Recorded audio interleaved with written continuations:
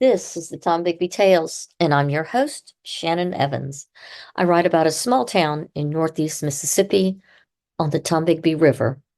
I also write about some of the communities that lie along the Tombigbee that interconnect with ours. Today's episode is titled Baskerville Manor, Poker and a Murder. Baskerville Manor is a lovely brick Italianate home on 3rd Avenue North in Columbus, Mississippi. It is a beautiful antebellum home. The back part of the house was built in 1840 on land previously owned by the Sims family, who built Sunnyside. That family were early settlers in Columbus, and their first home was most probably log. They owned the entire block of what now lies between 3rd and 4th Avenue North and between 9th and 10th Street. The land around the house was used to grow corn. In the late 1830s or 1840s, the family wanted a more elegant home for their family to live in, as log homes were beginning to be outlawed in the town. The owner negotiated with local builder William O'Neill to exchange his architectural and building expertise for the portion of the property where the Baskerville Manor now stands. O'Neill is the one who most probably also built the back portion of the house and the carriage house and the smokehouse that are still standing, which were then used as part of the inn on what was Andrew Jackson's military highway, or a portion of what is today 9th Street North.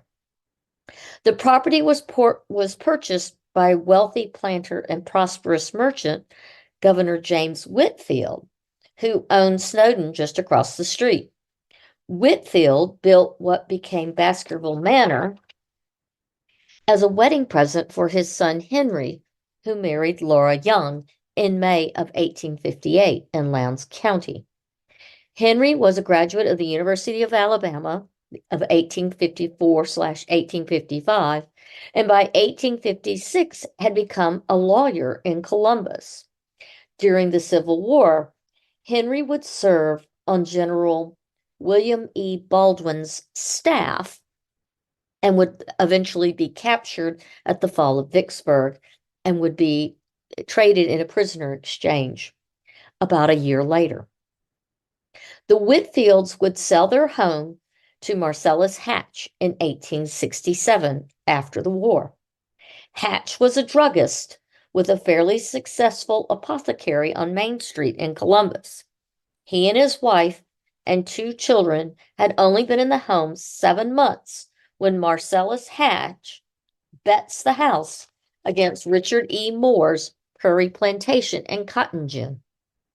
Moore won the poker game, and he and his wife, Frances Swope Moore, took over the home. Hatch and his wife bought a new home on Main Street near his pharmacy. Marcellus Hatch was born in 1829 in Lowndes County, Mississippi.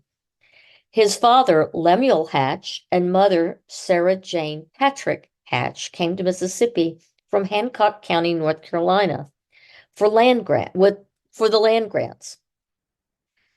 Lemuel Hatch owned large sections of farmland in both Noxubee and Lowndes counties. Lemuel would die in 1851. Marcellus and his wife, Mary Catherine Spicer Hatch, had 2 children. Lavinia, who would marry a man named James Matthews, a railroad agent from Meridian, and son Lemuel Spicer Hatch, known as Spicer. By 1880,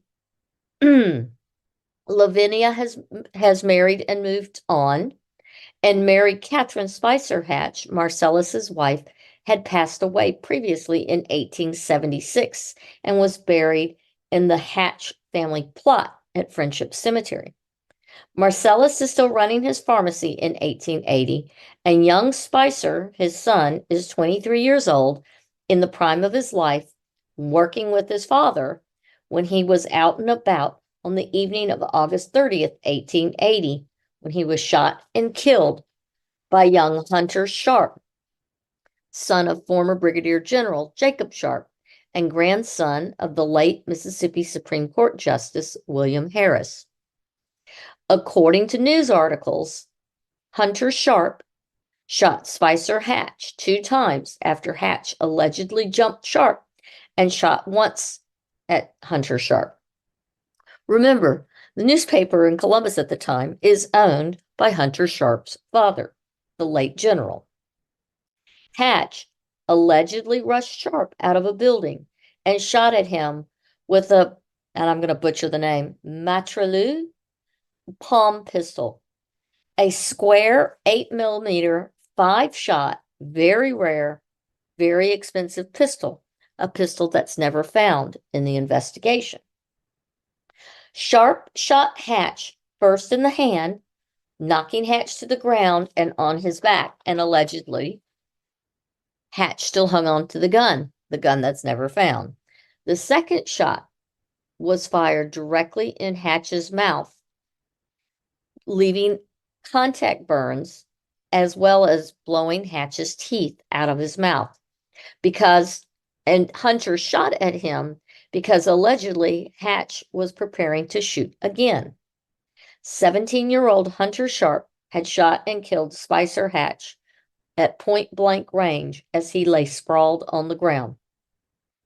An investigation was conducted by Mayor Dancy and Justice Lanier, both close friends of Hunter's father, Jacob Sharp, the editor and publisher of the Columbus paper and former Brigadier General of the Confederacy, as well as the founding member and Grand Poobah of the Columbus chapter of the Ku Klux Klan. Their investigation determined Hunter Sharp was merely defending himself from Hatch's attack. Spicer Hatch died after several agonizingly painful hours on August 30th, 1880, at age 23. His father would die less than 2 months later at age 50. Both are buried in the Hatch family plot, Lot 50, in Friendship Cemetery.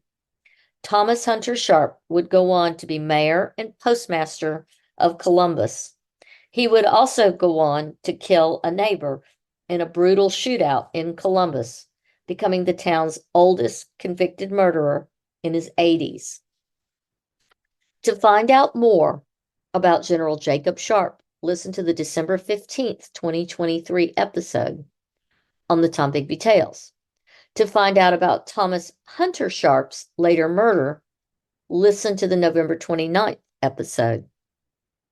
To learn more about Baskerville Manor and other antebellum homes in Columbus, follow and like the Historic Home Tours of Columbus Facebook page. And finally, to find more episodes like this one, please like, follow, and subscribe to the Tom Bigby Tales. Until next time.